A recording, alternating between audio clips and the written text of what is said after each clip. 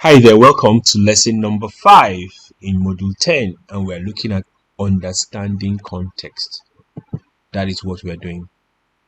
So I've emphasized this many times in the course of this work that we need to understand context. So we'll do a quick exercise, just a quick one. Now this was data supplied. Just look at this for 11 doctors in the last 3 days.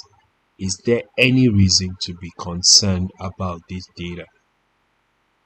So they took temperatures of 11 medical doctors in the last 3 days. Is there any reason to be concerned?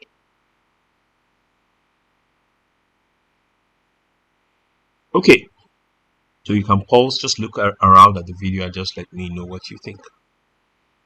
Okay, so I would answer quickly to this. I just assumed you had paused, so I would just answer and not waste everybody's time. So the real challenge here is the units Fahrenheit. First, I mentioned temperature and then Fahrenheit. This is too low. If it was Celsius, it's more or less perfect or close to perfect. But because it's Fahrenheit, no human being can have this particular temperature that is listed in this table. So there must be a mistake with the unit. That's the first thing. We're talking about context here. So if you did not know that, you will make a mistake and you will never know that there's a problem with the data. And some of you saw it probably and just assumed it was Celsius. So it was, maybe you start going around analyzing, but which one is close to 36, 37? If you've done, I think it's module 8 where we talked about integers, you may have realized we talked about temperature, human temperature. And then you will start picking. Everything here is wrong if it is Fahrenheit. So that's what you need to get back to. Who gave you the data? Are you sure you were talking about Fahrenheit or Celsius? And this is how people make mistakes because there was no contextual understanding. The temperature is in Fahrenheit, not in Celsius. Okay, let's take another exercise and look at another table again. Now, this table had to do with air travel from one city to another. Air travel, basically. And this is in Canada. Air travel from one city. I think this is from Calgary to Toronto. Yes. So these are the list of airfares from Calgary to Toronto in Canada. So take a good look at it and let me know what you think. So you can pause the video so that you can write your notes down. You can call a colleague, send this video to a colleague and tell them what they think. Of course, the answer will be there immediately, or just take a screenshot of what you have. Tell them this is our flight details for flights from Calgary to Toronto. Okay, so let's look at a few things. I guess you have paused and you're okay, or you just went straight to the answer. It's all fine, whatever you decide. So looking closely, the first question we ask ourselves is that, can economy class and business class be the same price? Just a question. So you need to know, even about air travel, that there's something called an economic class and a business class. Otherwise, you will not be able to interpret the data. Then there's concern too. There's, is there an airline called Air Peace in Canada? So you need to know the airlines that fly that route. And then one is concerned too about the flight time. This flight time is showing 15 minutes. The other one is showing 1 hour, 6 minutes. So I googled total flight from Calgary to Toronto. Flight hours is 3 hours 53 minutes. But here there's somebody flying in 1 hour and there's someone flying in 15 minutes. So it's very important that we understand the industry that your data represents. It could be agriculture, education, finance, health. So they have a lingo they use there, and those lingos have limits. and have boundaries and have context. So it's very important to know those lingues very, very well if you are going to be able to review data. So when you're handling agri data, understand the context. Um,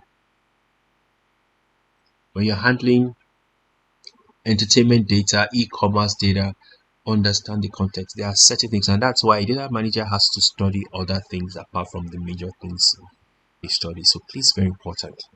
So a few questions will guide you. What is the unit of observation? Every role of the data, what is it really representing? It's very key. You must learn that. Then if the attributes capture time, what are the implications? What's the average duration? When do things like this start? For example, you are capturing time of school, and suppose say they resume school at 4 a.m. Maybe it's possible in a particular school they have run two shifts or something, or no, there may be a reason, but it's not usual that someone should start school at 4 a.m. That could be possible for someone maybe running on a shift. It's a 4 a.m. shift. So you begin to think, how long do you get transport to get anybody at 4 a.m.? So things like that, very important. If certain attributes are continuous within data sets, you need to also check for the acceptable limits. Like what we did now for flights. It cannot be 15 minutes from Calgary to Toronto, except maybe it's a supersonic jet. So you understand? And then what are the dynamics of the relationship between the entities? All these things matter. For example, I'll give an example. A father may not have a child, but every child should have a father. Simple, you know. And let's just leave the arguments of society right now. Just biologically, there has to be one egg fertilizing another egg, and then the child is born. At least 99.99% of the time, that's what happens. So when you see your data having what we call orphan data, you need to be worried. There's supposed to be something supplying something. You need to be worried. So that's how this works. We have to understand the dynamics of relationships between the entities. So these are the kind of critical questions you need to ask yourself whenever you are working with data. So it's very important. So other two matters, we talked about time. For example, a child must be enrolled in a school before he starts taking classes. So if his name is on the enrollment list, but his name is on the daily visits, it's also of concern. Something is not right. In agriculture, planting takes place before harvest. So if your data is showing that something was planted days after it was harvested, you know, or planted today, harvested tomorrow, then you know. So these are the kind of things that you need to query in your data and give you some kind of clarity exactly what is going on. So very, very important that you put these things in mind. Please share with as many people who will need to hear this when they are looking at their data, especially those who do data across different domains, agri, health. They need to keep studying and keeping themselves abreast of what happens in that industry. So thank you so much. I'll see you lesson 6 where I'll be talking about the advanced tips and concepts. If you have not subscribed to this YouTube channel, please by all means do. There are quite a number of things that we are going to roll out.